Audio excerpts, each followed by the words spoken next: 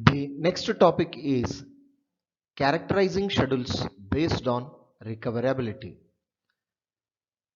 The schedules can be classified into two main classes.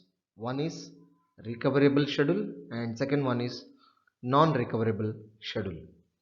So the recoverable schedule is a one where no committed transactions need to be rolled back. That is, we can call it as a recoverable schedule where, so for example, if a transaction t1 t2 3t, so some transactions will be doing some read and write operations. So if they have not committed, in between the transaction failure occurred, then so we can recoverable that kind of schedules, which is the one where no committed transactions needs to be rolled back. That is recoverable schedule. For example, so in general form or else in the format, we can explain a schedule S is recoverable if no transaction T in S commits. So if it is committed, then it can't be a recoverable. So if no transaction T in S commits until all transaction T that have written an item that T reads have committed. So therefore, this kind of schedule we can call it as a recoverable schedule. Non-recoverable schedule. The non-recoverable schedule is nothing but a schedule where a committed transaction may have to be rolled back during recovery. So that is we can call it as non-recoverable schedule. But this a non-recoverable schedule, whenever a committed transaction you want to be rolled back, in that case this will going to violate the durability from the asset property what we have learnt. So therefore a committed transaction cannot be rolled back. So non-recoverable schedules should not be allowed for these kind of committed transactions. So that is about the uh, classified or the schedules can be classified into two main classes, that is recoverable schedule and non-recoverable schedule. So it might be clear that recoverable is nothing but if the transactions are not committed, then we can roll it back and then we can recover those uh, schedules. But in case of non-recoverable, when the transactions are committed, if you want to roll it back, then asset property will start to violate, especially durability. So therefore non-recoverable schedules should not be allowed to do the roll it back or else roll back or recoverable schedules. So that is what we are calling as a non-recoverable schedule and recoverable schedule difference. Now, so in this slide, we will see an example for the recoverable schedule and non-recoverable schedule. So for example, schedule A below is a non-recoverable. Why? Because T2 reads the value of X that was written by T1, but then T2 commits before T1 commits or aborts. So therefore, these kind of transactions we can call it as a non-recoverable schedule. So to make it recoverable, the commit of T2 of C2, that is from the transaction 2, must be delayed until T1 either it will going to commits or else so it will going to abort the transaction. So then we can make it as a recoverable. That is the example for non-recoverable and recoverable. If T1 commits, T2 can commit. If T1 aborts, T2 must also abort because it read a say value that was written by T1. This value must be undone when T1 is aborted. You can see. So this is known as, we can call it as cascading rollback. So schedule A is there, schedule B is there. You can see from the schedule A, below is one of the example for non-recoverable, because T2 will going to read the value of x that was not committed or not written by the T1. So but then T2 commits before, so we were committing the or aborting the C1. So therefore this kind of transaction we can call it as non-recoverable. When we will see a schedule B, you can see, to make it as a recoverable, so what we are doing means, so we will going to commit the transaction 2, that is C2, must be delayed until the either transaction T1 will going to commit or else it will going to abort. So therefore in the schedule B you can see C1 will going to commit first or else it will going to abort, then only, so it needs to be followed by the T2, either it will going to commit or else it will going to abort based on the transaction T1. So therefore if T1 will commits, then T2 will commits in the schedule B. If T1 will going to abort, then T2 will also going to abort their transactions. Therefore this kind of transactions are the example for the non-recoverable and as well as recoverable schedules, so which we have learnt from the previous slide. So this kind of process we can also known as cascading rollback. When T1 will go into abort, T2 must abort. So then if the T1 will be written, so then the T2 must be undone when T1 is aborted. Therefore, so that is what we can reset to old value. So if it is aborted by T1, so with respect to the T2 transactions. So here, so we can also further refine a recoverable schedule. How we are going to refine or redefining or this recoverable schedule means based on the cascadeless schedule. So cascadeless schedule is nothing but a schedule in which a transaction T2 cannot read an item X until the transaction T1 that last wrote X has committed. Okay, so means, so here in a schedule, so transaction T2 cannot will not going to read an item X until and unless the transaction T1 will write X has committed. Okay, once it written, then only the T2 transaction will going to read that kind of item. This is what we can call it as cascadeless schedule. So the set of cascadeless schedule is a subset of the set of recoverable schedules. The schedules requiring cascaded rollback. Yes, always. Why? Because so schedules are there, so it requires a cascaded rollback also. For example, you can see a schedule in which an uncommitted transactions T2 that reads an item that was written by a failed transaction T1 must be rolled back. That is, so uncommitted transactions are there. If uncommitted transactions that is, let us consider there is a T2 is there. T2, if it is an uncommitted transaction, then so which want to read item which has failed transaction of the T1, then so T1 must roll back. So then T2 should not read that kind of items.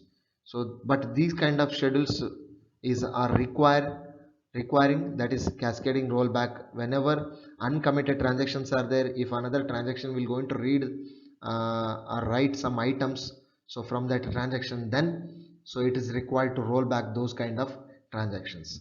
So that is what we are calling it as a schedules requiring a cascadeless rollback. So now we will see the example of cascadeless and as well as so not a cascadeless examples of transactions. For example, there is a schedule B. You can see here there is a schedule B is there. So this schedule B below is not a cascadeless, because now you can see here the transaction R2 is there. It will going to read the value of X which has been written by uh, R1, that is nothing but a T1 transaction. So before commit, which will going to read the value, So this is what we are calling it as a not a cascadeless transaction. Okay, this is a example for the not a cascadeless transaction. If for example here what happens, if a T1 will aborts or it is failured, then T2 must also abort. That is nothing but it needs to roll back based on the T1 transaction, that resulting in cascading rollback. The word we can call it as cascading rollback. Based on T1 transaction, T2 transaction will be depends. If the T1 transaction will get failure, then T2 will also failure, and then it will going to roll back all the resulting. That is nothing but that process we are calling it as a cascading rollback. So to make it a cascadeless, so then we will move to the how we are going to make it as a cascadeless transaction. R2 of X of T2 transaction must be delayed until T1 will get commits. Okay, so you can see here the schedule C is that R1 will going to read the item X and then it will going to write the item X. So after that, once again it will going to read the Y value and it will going to write the Y value. Whatever the transactions are there, that will be performed, and then it will be going to commit. That is nothing but T1 transaction will going to commit. After that only the T2 will be performing operations of the read operation or write operation. So this kind of transaction, so we can call it as a cascadeless transaction. So means full after completion of the write operation of the one transaction, then read needs to be performed by the another transaction. So this kind of transaction we can call it as a cascadeless transaction. In case, so not a cascadeless transaction, what happens when a T1 transaction will be writing some item, so that might be a write of X. In that case, if the T2 will go, if T2 will perform a read operation of the same value, if transaction T1 is not at all committed, so but T2 is started to performing some operation like read or write operation, but T1 is not committed is a transaction, then if T1 will get failure, then automatically T2 will also get failures.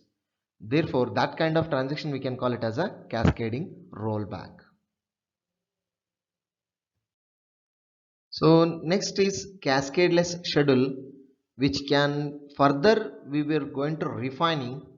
So like strict schedule and blind write. The strict schedule is nothing but a schedule in which a transaction T2 can neither read or write an item X until the transaction T1 that last wrote X has committed. That is, whenever a T1 wants to perform some transaction, either a read operation or a write operation, which will perform if and only if the T1, so which is write an X item which has been committed.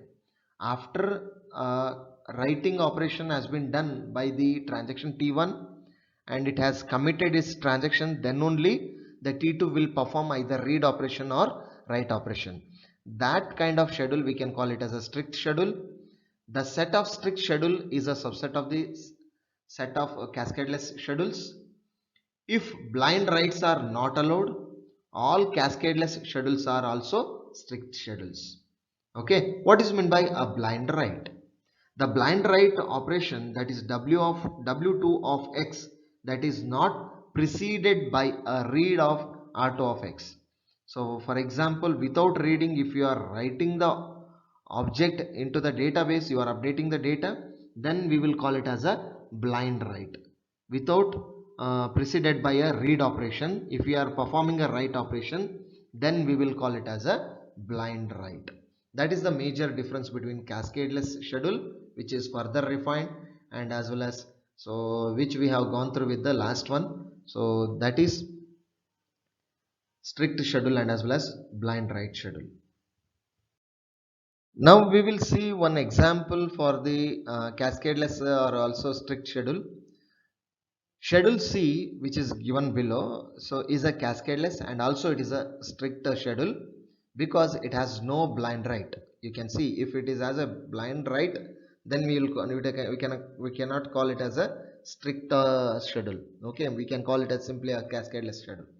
Schedule D is a cascadeless but not strict because of the blind write w3 of x, which writes the value of x before t1 will get commits. Okay, so therefore to make it a strict, w3 of x must be delayed until t1 will get commits. See the schedule E. So you can see here the schedule C they have given here. R1 of x means transaction T1 will be performing the read operation, then it will be performing the write operation of x, then reading of the item y, that is transaction T1 will be performing, and once again it will be performing the write operation of the y object, and then it will be committing with the C1 transaction. So then R2 will be starts to read the object of x, then transaction T2 will also perform the write operation of x. Therefore this kind of schedule we can call it as cascadeless, and also we can call it as a strict schedule. So why? Because after committing of the transaction T1, then T2 will be performing the read and write operations. But when I'll move to the schedule D, that is, so it is a cascadeless. You can see here R1 of x will going to read the value, W1 will going to write the transaction T1 value, but W3 of x is there, so which is a blind write of x. Why? Because we have not at all, transaction T3 is not at all read that x before reading that x value. So we are writing the our transaction T3 is performing the write operation. Therefore which will going to write without committing the transaction T1, so that the transaction T3 is writing the x objects, then so we will call it as a, so it is not a strict, so this is what just cascadeless, but it's not a strict schedule. So that is an example for that. Schedule D is example for that, not a strict but it is a cascadeless schedule. So you make this one, so to a stricter one, so cascadeless but not strict one, we want to convert it into a stricter one. What we need to do now, we can do it. So strict, if you want to make it as a strict schedule, then w3 of x must be delayed until what? Until t1 will get commits. Okay, so you can see here, so schedule E is there, R1 of x will going to transaction T1 will be performing the read operation, and after that it will be performing the write operation. Transaction T1 same transaction. Now the same transaction T1 will be performing the read operation on Y object, then it will be performing the write operation of Y objects. Some of the transactions are undergoing like by using a transaction T1, that is read and write operations. After that only it will going to commit, that is C1, means transaction T1 is committing whatever the value updated, that of Y value and X value has been updated in the database. Now W3 of X is there, which will going to write performing the write operation for transaction T3 in the database. Okay, so now this can be a strict so schedule. Okay, means cascadeless strict schedule we can call it as. So if and only if, so until and unless T1 will get commits, so if you are writing a object into the database, then we can call it as a blind, so blind write, else so we can convert it into a stricter one. This is the procedure how we can also convert blind write into a so cascadeless strict schedule.